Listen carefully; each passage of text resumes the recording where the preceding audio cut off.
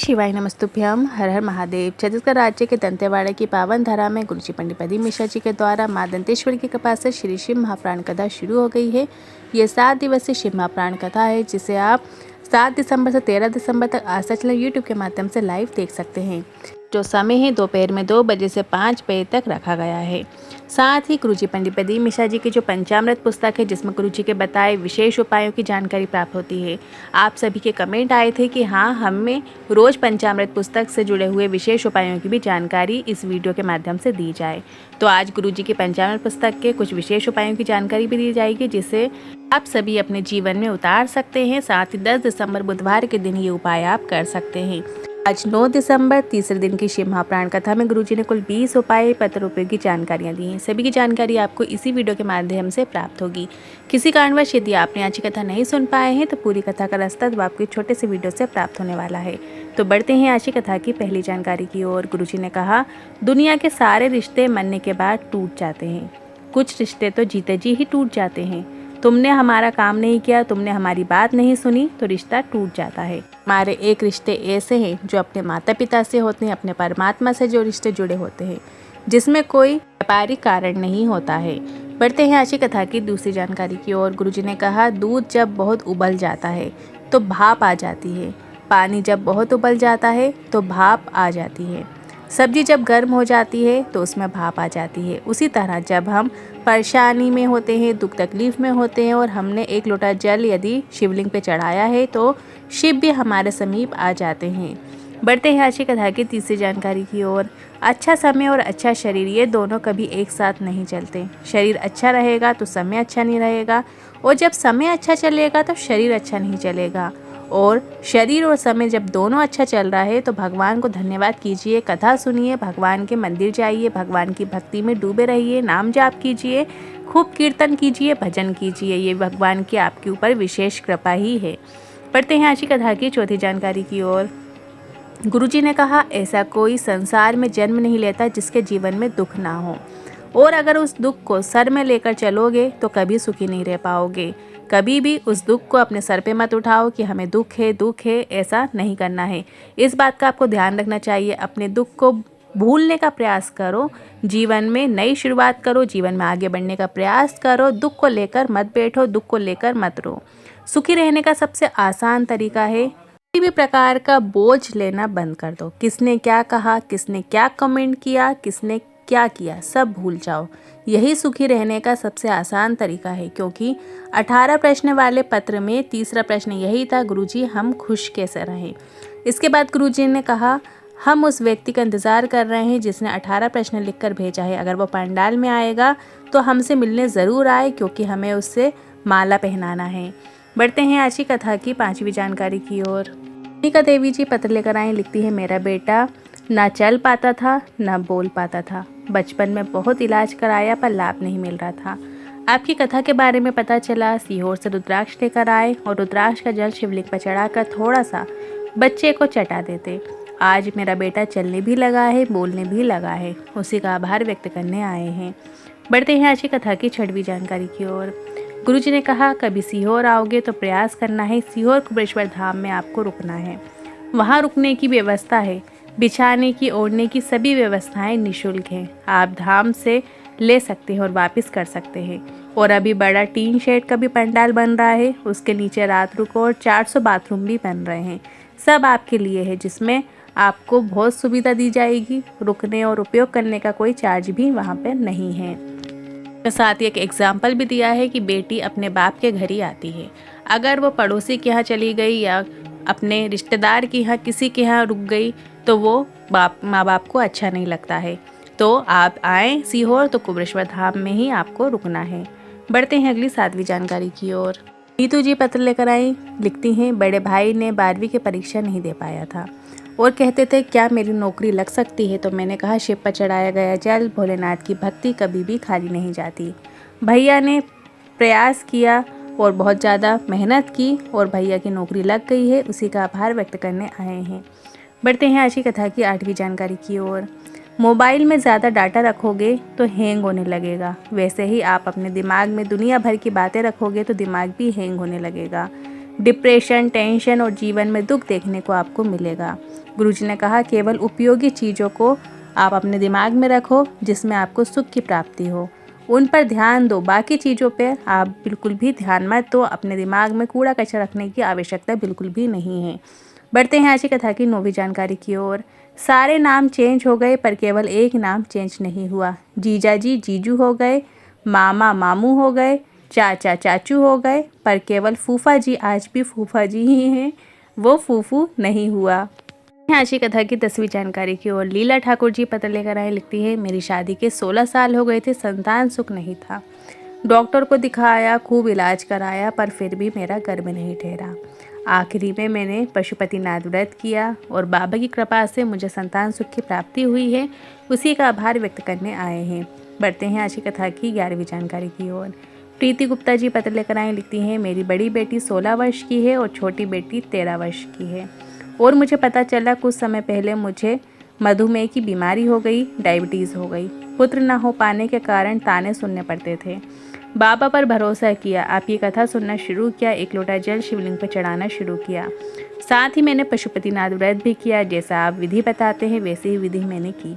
साथ ही सफ़ेद आकड़ी की जड़ का जैसा उपाय आपने बताया वैसा ही उपाय मैंने किया और पंडाल में बैठकर कथा भी सुनी, वहाँ की मिट्टी को अपने गर्भ से लगाया और बाबा की कृपा से मेरा गर्भ ठहर गया है और मुझे पुत्र रत्न की ही प्राप्ति हुई है, उसी का आभार व्यक्त करने आए हैं। बढ़ते हैं आज की कथा की 12वीं जानकारी की ओर। शिवाली जी पत्र लेकर आए, लिखती हैं 8 साल हो गए थे, संतान सुख नहीं था, खूब इलाज कराया और पास में कथा हो रही थी, गुड़ियारी में कथा सुनी, बाबा की कृपा से मेरा गर्भ ठहरा। मैंने 2 बार पशुपतिनाथ व्रत भी किया और मुझे जुड़वा बच्चे हुए हैं, एक पुत्र और एक पुत्री के रूप में मुझे दोनों बच्चों की प्राप्ति हुई है, संतान सुख हुआ है, उसी का आभार व्यक्त करने हम कथा पंडाल में आए हैं। बढ़ते हैं आज की कथा की 13वीं जानकारी की ओर। जब भी लड़की अपने ससुराल वालों से मिले तो चेहरे पे मुस्कुराहट होना चाहिए। गुरुजी ने कहा पूर्ण आदर होना चाहिए, किसी भी बात का उत्तर नहीं देना चाहिए, कितनी भी गाली दे दें तुम्हारे चेहरे में स्माइल ही रहना चाहिए, पर आपको गुस्सा उन पर निकालना है, अंदर कितनी भी नाराज़गी हो उसे भूल कर स्माइल करके जीना शुरू कर दो। उसी तरह दामाद को भी अपने ससुराल में स्माइल करके जाना चाहिए, ऐसा नहीं भगोने जैसा मुंह लेकर बैठे हैं कि हम दामाद हैं, चाय ले आओ, ससुराल वाले भी मन में बोलेंगे चप्पल ले आएं। आपको भी ऐसा व्यवहार करना चाहिए कि उन्हें भी अपने बेटों में और दामाद में कोई अंतर मालूम ना पड़े। आज की कथा की 14वीं जानकारी की ओर। गुरुजी ने कहा एक स्माइल ना जाने कितनों की नींद उड़ा देती है, एक बार प्रैक्टिकल करके देखना, किसी को यूं ही देखकर स्माइल कर देना, वो भी 4 दिन तक टेंशन में रहेगा, वो मुझे देखकर स्माइल क्यों किया। करते हैं आज की कथा की 15वीं जानकारी की ओर। आजकल के लोग बोलते हैं हम आपकी भावना को समझते हैं, आप तो भावना मत समझो, आप तो मुंह से निकलने वाली वाणी ही समझ जाओ, वही काफ़ी है। अब बढ़ते हैं अगली 16वीं जानकारी की ओर। नई शिव महापुराण कथा जो कि गुरुजी की आगामी शिव महापुराण कथा है, उनकी जानकारी देते हुए गुरुजी ने बताया कि इस कथा के बाद गुरुजी की जो अगली शिव महापुराण कथा है वो 17 दिसंबर से 21 दिसंबर तक ग्राम पंचायत मधुपुरा दुर्ग में शिव महापुराण कथा होगी और इस कथा के बाद गुरुजी की जो अगली शिव महापुराण कथा है वो 24 दिसंबर से 28 दिसंबर तक मुंबई में शिव महापुराण कथा होगी। दोनों के एड्रेस आपको जल्दी ही अपडेट कर दिए जाएंगे। गुरुजी के कुबेरेश्वर धाम में गुरुजी के द्वारा जो लिखी गई पुस्तक हैं वो दी जाती हैं, जिसमें गुरुजी की विशेष एक पंचामृत पुस्तक है। इसके अलावा तर्पण की भी एक किताब है जो कि गुरुजी ने निकाली है, प्रकाशित करवाई है। साथ ही परिक्रमा परिचय है श्रीनाथ जी का, गोवर्धनाथ जी की कैसी परिक्रमा की जाती है उससे जुड़ी भी एक किताब है। साथ ही मन मंत्र है और नानी बाई के जो आंसू हैं उसकी भी एक किताब गुरुजी ने की है। पशुपतिनाथ व्रत कथा क्या है, भजन क्या है गुरुजी के, ये सभी की भी गुरुजी ने एक किताब प्रकाशित की है। पशुपतिनाथ व्रत की पूरी विधि गुरुजी ने इसमें बताई है, साथ में उपाय भी बताए हैं, साथ में गुरुजी के जो विशेष भजन हैं उनके भी गुरुजी ने इसमें वर्णन किया है। और एक शिव गुरु कृपा नाम की भी बुक है जो कि आप देख सकते हैं अपनी स्क्रीन पे। इन सब में गुरुजी ने सारी चीज़ों के बारे में जानकारी दी है। ज्योतिर्लिंग यदि आप जाते हैं तो उसमें आपको कैसे क्या दर्शन करने हैं और किसका क्या महत्व होता है, सभी की जानकारियाँ दी हैं। इसके अलावा जो रुद्राक्ष हम पहनते हैं, कितने मुखी रुद्राक्ष पहनने से क्या होता है, इनकी भी जानकारी गुरुजी ने दी है। मतलब बहुत सारी जानकारियाँ जो हमारे जीवन में बहुत ही महत्वपूर्ण है। बेलपत्र के बारे में भी गुरुजी ने बहुत अच्छी कहानी के रूप में भी बताया है। सब चीज़ों की बहुत जानकारी दी है, जिसमें हम रोज़ थोड़े थोड़े टॉपिक लेकर आएंगे और आपको वीडियो के माध्यम से समझाएंगे। आज हम शिव गुरु कृपा पुस्तक से आपको बता रहे हैं, पेज नंबर 56 पे गुरुजी ने लंबी बाती और फूल बाती में दोनों में अंतर बताया है कि लंबी बाती हमें कहाँ लगानी चाहिए, किस देवता या देवी के आगे लगानी चाहिए, और जो फूल बाती होती है मतलब जो गोल बाती होती है वो हमें किस जगह पे लगाना चाहिए, और कहाँ पे कौन सी बाती का प्रयोग किया जाता है और उससे हमें किस फल की प्राप्ति होती है, ये हम अभी जानेंगे। जब भी किसी आप देवी के मंदिर में जाते हैं, जैसे दुर्गा भवानी के मंदिर में जाते हैं या लक्ष्मी माता के मंदिर में जाते हैं पूजा के लिए, दीपक जलाए जाते हैं, तो उसमें आपको लंबी बाती का ही प्रयोग करना है। हमेशा देवी के मंदिर में आपको लंबी बाती का प्रयोग किया जाता है, जो लंबी बाती होती है उसका ही प्रयोग करना है।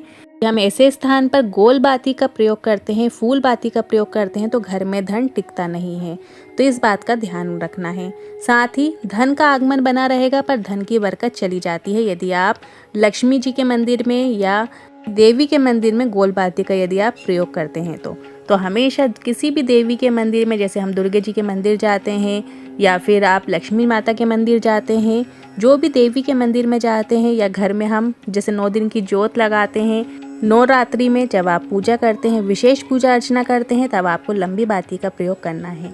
और ऐसे व्यक्ति जिनका व्यापार कुछ समय अच्छा चलता है फिर कुछ समय मंदा हो जाता है, उन्हें विशेष तौर पर इसका ध्यान अवश्य ही रखना चाहिए।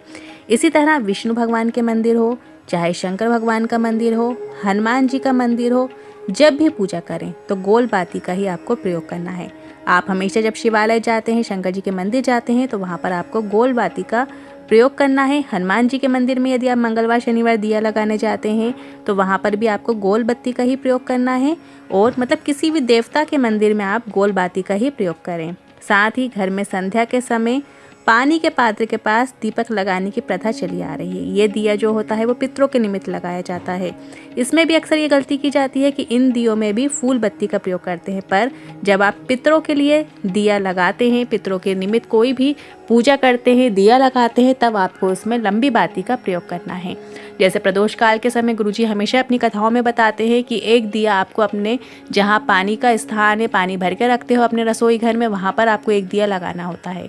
तो वहाँ पर जो दिया आप लगाएं तो वो लंबी बाती का दिया आपको लगाना है। साथ ही गुरुजी ने ये भी कहा है कि जो 1 वर्ष तक या कुछ महीनों तक विशेष नियम लेता है कि हमें किसी भी 5 स्थान या 7 स्थान में, किसी भी उन 7 स्थानों में से एक जगह यदि प्रदोष काल के समय दीपक लगाने का नियम ले लेता है तो उसके घर में किसी भी प्रकार की धन संपदा की कमी नहीं होती है। व्यापार बढ़ता है, नौकरी सर्विस है तो पैसा टिकता है, आपके घर में आमदनी अच्छी होती है। तो उनमें से गुरुजी ने बताया, या तो आप रोज का नियम बना लें, प्रदोष काल के समय शिव मंदिर जाकर दिया लगाएं, या फिर बेलपत्री के वृक्ष के नीचे जाके दिया लगाएं, या वट वृक्ष के नीचे जाके दिया लगाएं, या फिर अपने ही घर के जो मुख्य द्वार होता है वहाँ पर आपको प्रदोष काल के समय एक लंबी बाती का घी का दिया लगाना है। भले ही वो दिया 2 मिनट जले, 2 मिनट ही आप प्रज्वलित करें, थोड़ा सा ही घी डाल के प्रज्वलित करें, पर आपको प्रदोष काल का ये नियम बनाना है। या फिर आप पीपल के वृक्ष के नीचे भी दिया प्रज्वलित कर सकते हैं, या आंवले के वृक्ष के नीचे भी दिया प्रज्वलित कर सकते हैं। ये सभी 7 स्थान गुरुजी ने अपनी पिछली कथाओं में भी बताए हैं। तो किसी भी एक स्थान पे एक नियम ले लें कि मैं रोज प्रदोष काल के समय ये दिया प्रज्वलित करूंगा या करूंगी। अब प्रदोष काल क्या होता है? जब हल्का उजाला होता है, हल्का अंधेरा होता है, मतलब जब सूरज ढल रहा होता है उसके 45 मिनट पहले का समय और 45 मिनट बाद तक का समय प्रदोष काल कहलाता है। तो उस बीच में आपको ये दिया प्रज्वलित करना है। अगर आप रोज रोज बाहर नहीं जा सकते हैं, किसी वृक्ष दूर है आपके घर से या मंदिर प्रांगण दूर है, तो आप अपने ही घर के चौखट में राइट हैंड साइड में ये दिया प्रज्वलित कर सकते हैं। जब आप यदि घर के चौखट पे दिया प्रज्वलित करें तो आप लंबी बाती का घी का दिया प्रज्वलित कीजिएगा। 10 दिसंबर बुधवार से भी ये नियम ले सकते हैं। फिर देखिएगा आपके घर में किस तरीके की कोई भी परेशानियां जो जीवन में धन से संबंधित चल रही होती हैं, व्यापार से संबंधित चल रही होती है, वो दूर होना प्रारंभ हो जाती है। गुरुजी ने ये भी बताया है, अक्सर देखा जाता है कि खुले स्थान पर किसी भी मंदिर या पेड़ के नीचे तेल या घी का दिया लगाया जाता है और उसमें अधिक मात्रा में तेल या घी इस भावना के साथ डाला जाता है कि वह अधिक समय तक जलता रहे। किंतु दिया लगाकर जाने के बाद अगर वह दिया हवा के वेग से या अन्य किसी कारण से बुझ जाता है तो उस दिए में तेल या घी बचा रह जाता है, तो ऐसा हो जाने से व्यक्ति को या उसके परिवार के किसी भी सदस्य को बीमारियां घेर लेती हैं। तो आपको इस चीज़ का भी बिल्कुल ध्यान रखना है। यदि आप किसी वृक्ष के नीचे दिया प्रज्वलित कर रहे हैं तो आपको ये सोच के नहीं कि लंबे समय तक जले, पर उसकी व्यवस्था भी करें। आसपास ऐसे पत्थर लगा दें, कुछ रख दें जिससे हवा का वेग उस पर ना पड़े। उसका व्यापार व्यवसाय में नहीं तो रुकावट आ जाती है यदि वो दिया हवा के वेग से आकर बुझ जाता है। इसलिए जब भी दिया लगाएं तो उसमें तेल व घी की मात्रा केवल इतनी ही रखें कि वह बत्ती जलाने के लिए काफ़ी रहे, या दीपक बुझने तक अपनी उपस्थिति वहां पर बनाए रखें। वहीं पे आपको थोड़ी देर बैठ जाना है, नाम जाप करना है जब तक दिया प्रज्वलित रहे, ध्यान रखें उस दिए का। तो इस तरीके के अपने व्यवस्था के अनुसार आप उस दीपक का ख्याल रखें, उस दीपक को आप प्रज्वलित करें। साथ ही गुरुजी ने यहाँ पे ये भी बताया है कि कहीं कहीं ये भी देखा गया है कि मंदिर में या पेड़ के नीचे व्यक्ति पहले से रखे हुए दिए में बत्ती लगा कर रखता है, जबकि उस दिए में पूर्व से ही जली हुई बत्ती की राख या उसका कालापन बना हुआ रहता है।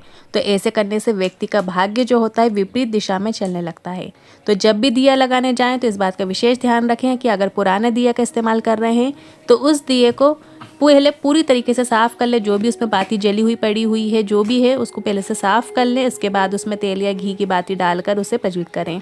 यहाँ पे मैं ये कहना चाहूँगी कि सबसे अच्छी बात है कि आप अपने ही घर से आटे के दिए बनाकर जाएं, अपने ही घर से पूरा दिया तैयार करके जाएं और इसके बाद वहाँ पर आप किसी वृक्ष के नीचे यदि प्रज्वलित कर रहे हैं तो वहाँ पर उस तरीके से आप प्रज्वलित करें। सबसे बेस्ट तरीका है ये।